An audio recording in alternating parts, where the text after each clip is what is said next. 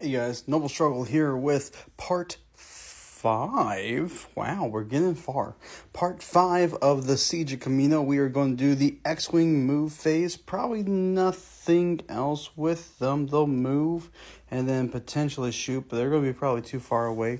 And then we're going to do the Starwars Legion, which is they can assess to send out one of the clones to take on one of the turrets and operate that for the incoming attack, which they now see there. They now have time to respond to the threat.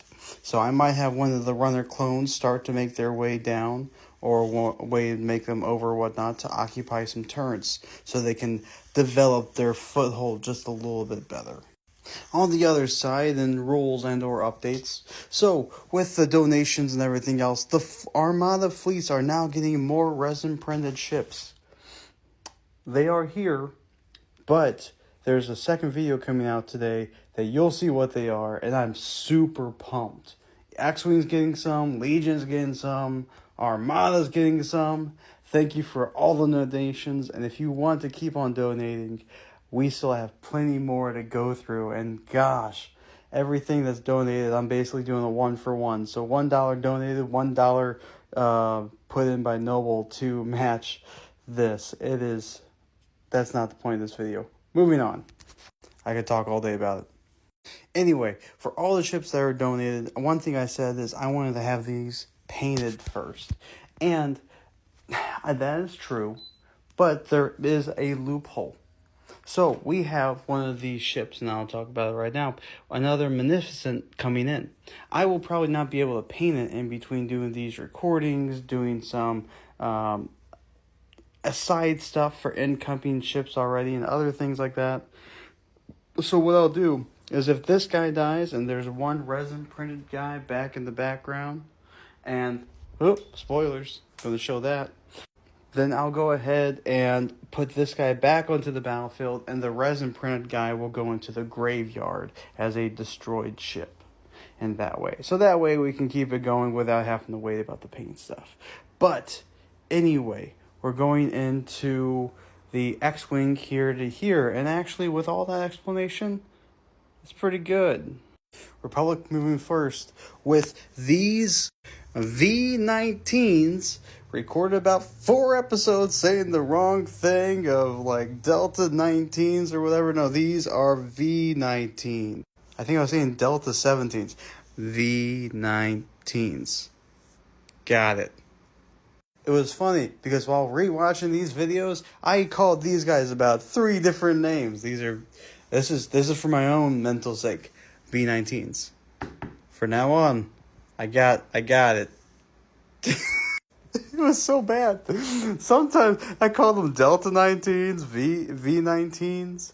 I call just everything but the right thing. Anyway, moving on. They moved up 4 going forward. Now, Separatists. Tri-droids went ahead and moved up 5. They're not within range 3 yet, but next turn in X-Wing, we're going to start seeing the first collision into what's necessarily the second phase of this battle. The start of the second phase of this battle. Because then we're going to do Legion at the back end.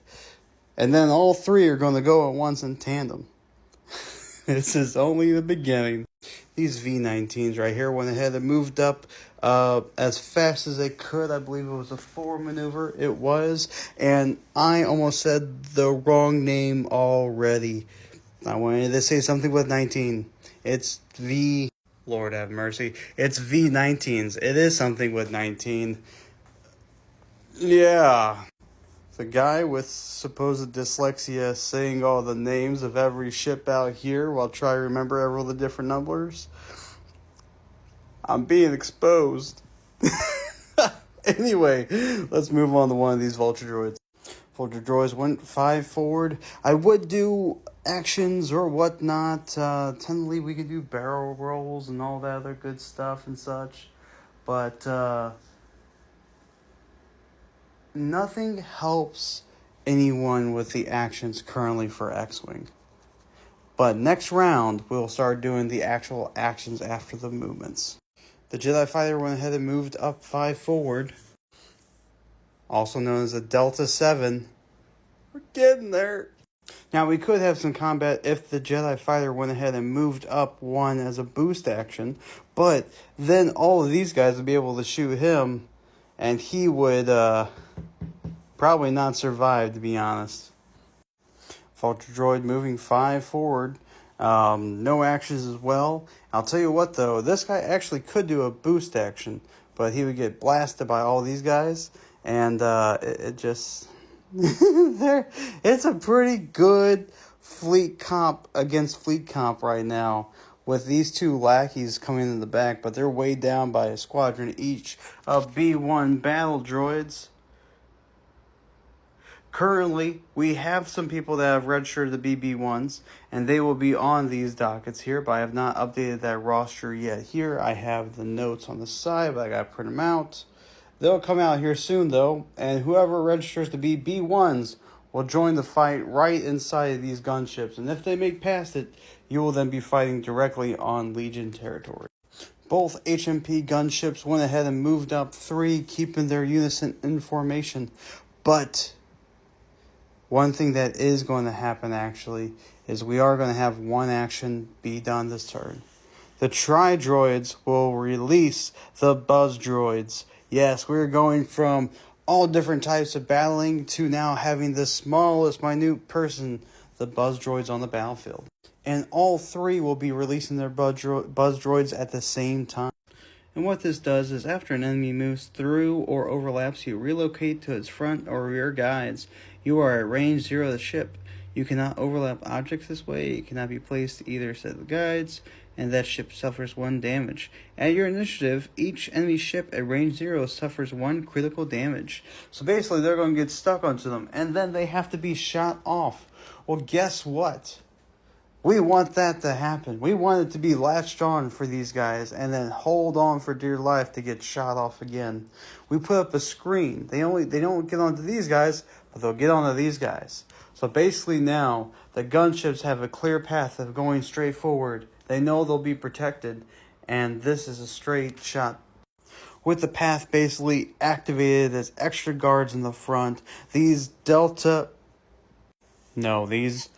V-19s are going to have an issue with coming in and swarming like they were probably planning to do from a side to side. Now they have to alter their course, because even if one of them passes over them, they will then connect with a Buzz Droid, and that Buzz Droid will most likely at least take out one of their ships. And they cannot afford to lose those ships right now. And with that, that is the turn number 2 of Xwing. Now we'll go over to Armada and move the 2 clones.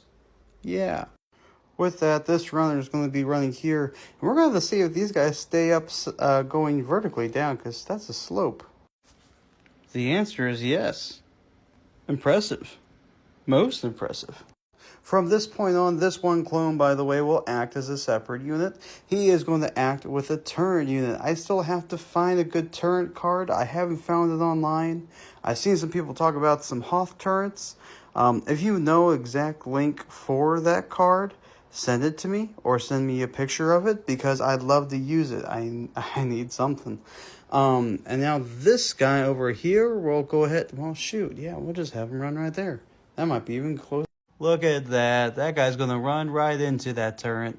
No problem. One note I will make. I could push this guy all the way into the base, but then the fit is just a little bit too tight, and it scratches the base just a little bit, and I'd rather not do all the repainting like I did the first time I put them in the turrets. But, yeah, so that guy's in the turret, and now he is up, ready for the defense against these incoming gunships. And maybe, just maybe, he might even be able to shoot out some of the squid droids if I come up with the rules before the squid droids come to this area here. And with that, that is the end of turn 2 of Legion. That is the end turn of 2 of Xwing. And in the next video, we will go to turn 3 of Star Wars Armada.